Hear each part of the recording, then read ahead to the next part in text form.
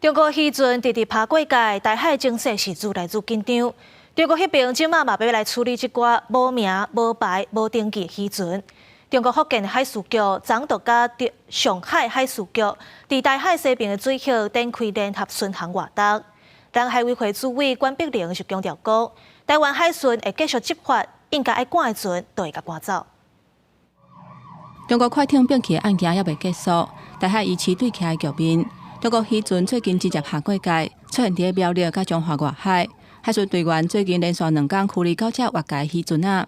中国方面嘛有插入的动作。中国福建海事局甲东海航海保障中心支持协同上海海事局，伫台湾海峡西边的水口展开联合巡航的活动，针对巡查水顶外航勇士甲违法掠鱼等等的作业，讲是依护台海西边水口海顶通航的环境，引起朝野立委的关注。双方执法避免冲突加悬。海委会主委管碧玲28强调讲，咱国海巡会常态性执法，就是常态性的执法，我们都依执法的 SOP 在进行哈。应该要驱离的会驱离，应该要登检的或者是扣留的，我们都依法行政。另外，这个参与联合巡航任务的中国海巡空一轮，是中国头一只有海事监管甲救助功能大型的巡航救助船。金门渔会甲当地民众认为讲，中国徛伫个人道立场提供救援是好代志，不过两方需要有沟通的管道。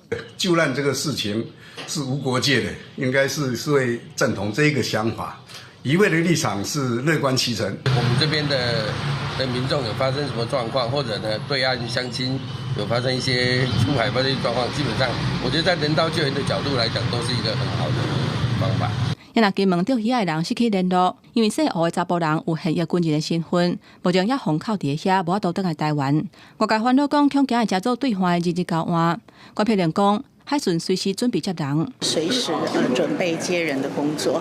那各部会都有在各部会的领域里面一直在沟通这件事。另外一个70岁姓吴的老阿伯，月初去中国旅游，出现心脏衰竭等等的动静。家属甲金门红十字会求助，伫国台办甲两方红会协助之下，日前透过小三通返来台湾顺利就医。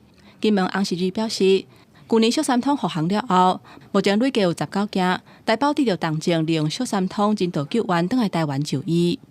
记者综合报道。